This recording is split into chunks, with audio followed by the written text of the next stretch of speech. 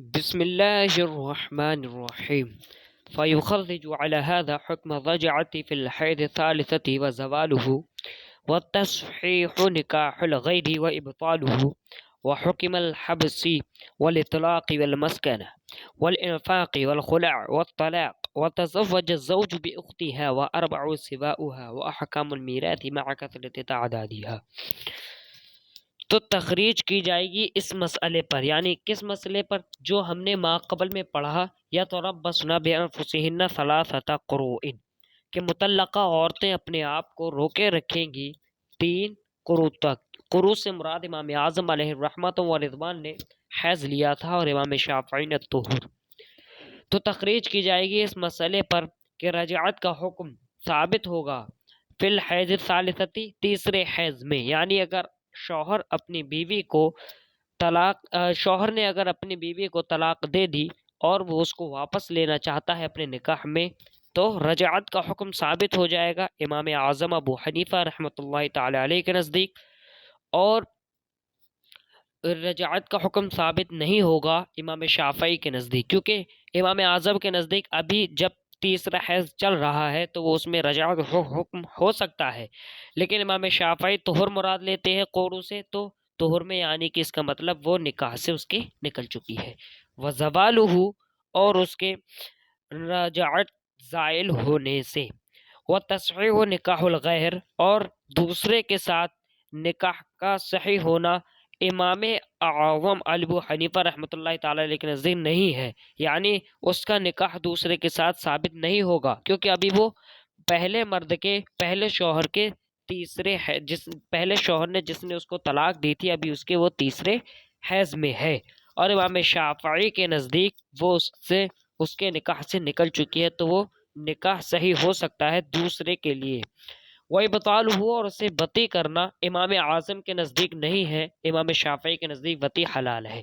وحکم الحبس والاطلاق، اور شوہر اپنی بیوی کو گھر سے باہر نکلنے سے روک سکتا ہے امام اعظم ابو حنیفہ کے نزدیک، اور امام شافعی کے نزدیک نہیں روک سکتا۔ والاطلاق، اور طلاق دینا، امام اعظم ابو حنیفہ کے نزدیک طلاق دے سکتا ہے، دوسری طلاق دے سکتا ہے، کیونکہ ابھی وہ تیسرے حیض میں ہے، تو ابھی وہ پہلے شوہر اول کے نکاح میں ہے، تو وہ مرد اپنی بیوی کو دوسری طلاق دے سکتا ہے امام اعظم کے نزدیک، اور امام شافعی کے نزدیک نہیں دے سکتا۔ والمسکن والانفاق، اور رہنے سہنے کا سارا سامان، والانفاق، اور نان و نفقہ سب شوہر دے گا اپنی بیوی کو، امام اعظم ابو حنیفہ رحمۃ اللہ تعالی علیہ کے نزدیک، اور امام شافعی کے نزدیک نہیں دے گا، کیونکہ وہ اس کے نکاح سے نکل چکی ہے۔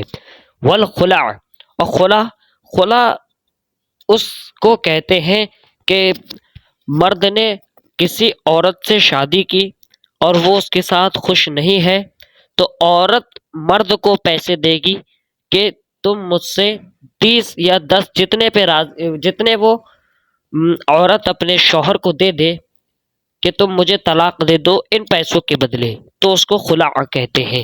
اور خلع جائز ہوگا امام اعظم ابو حنیفہ کے نزدیک، اور طلاق بھی ہوگا۔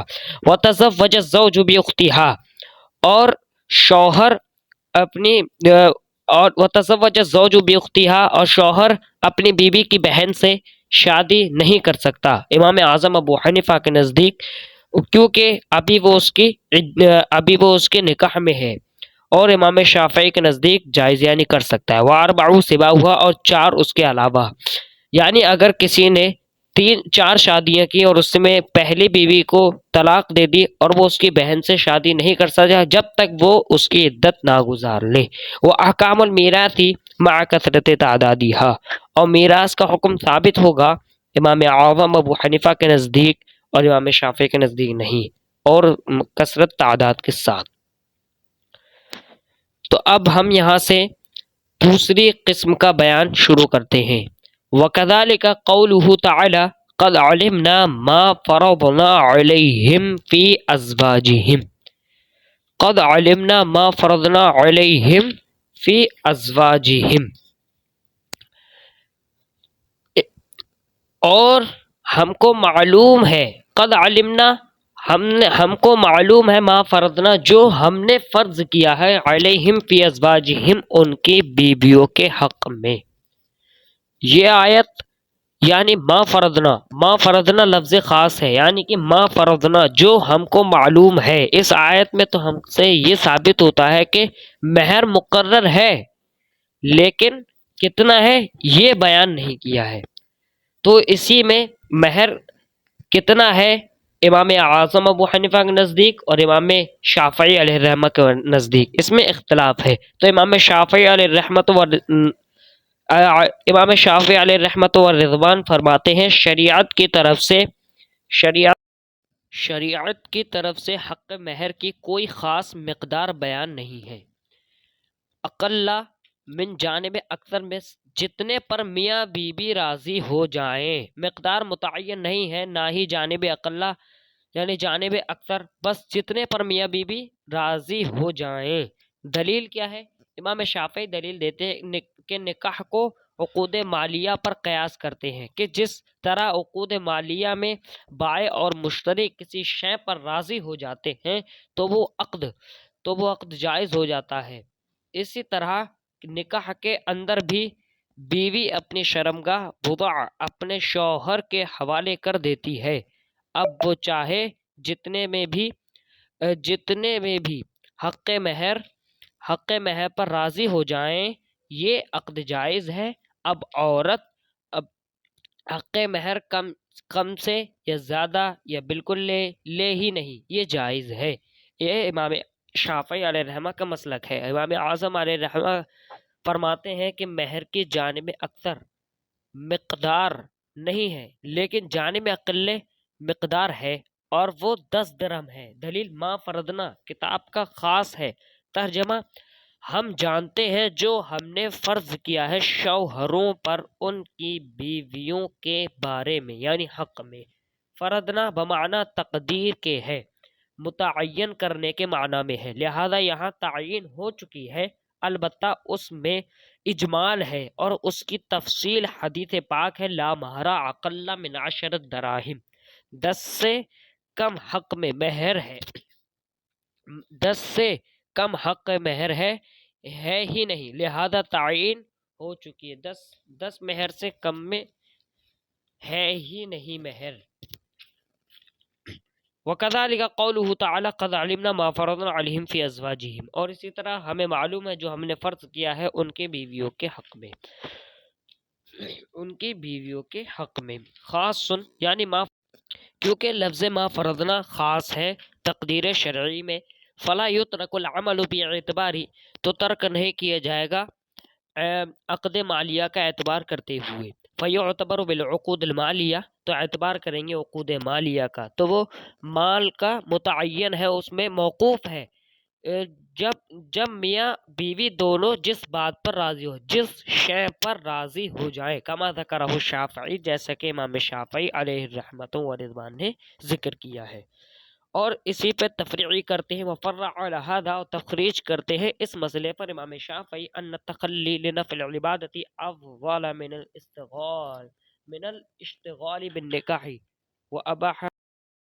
وأباح إبطاله بالطلاق كيفما شاء الزوج من جمع وتفريق، وأباح إرسال الثلاث جملة واحدة، وجعل عقد النكاح قابلا للفسخ بالخلع. شرع اس لیے ہر تفریع ہونے والی مسائل نفلی عبادت، امام شافعی کہتے ہیں کہ نفلی عبادت کے لیے خلوت نشیں اختیار کرنا نکاح میں مشغول رہنے سے افضل ہے، کیونکہ نکاح عقود مالیہ میں سے ہے. شوہر جس طرح چاہے اپنے نکاح کو ختم کر سکتا ہے، چاہے ایک طہر میں، تینوں اکٹھے علیحدہ علیحدہ تینوں طہر میں، یا ایک ہی کلمے کے ساتھ تینوں طلاقیں دے سکتا ہے، کیونکہ یہ عقد مالیہ میں سے ہے. خلع کے ذریعے اگر میاں بیوی نے نکاح ختم کیا تو یہ فسخ ہے، گویا کہ ان کا نکاح ہوا ہی نہیں، لہذا عدت نہیں ہوگی.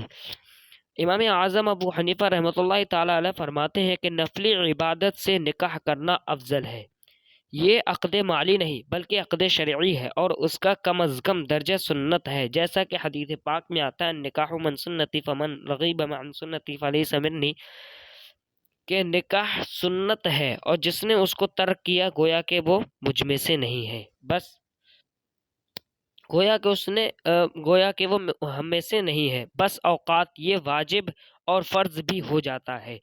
ملامت کی جگہ کھڑے ہونے سے بچو، لہذا اگر نکاح نہ کریں تو لوگ کہیں گے پتہ نہیں کیا وجہ ہے۔ نمبر 2، نکاح امر شرعی ہے، ختم بھی سنت کے مطابق کرے گا، ہر طہر میں ایک طلاق دے گا۔ نمبر 3، یہ امر شرعی ہے لہذا خلع کی وجہ سے طلاق بائن ہوگی، عدت بھی گزارنا ہوگی۔ صلی اللہ علیہ وسلم۔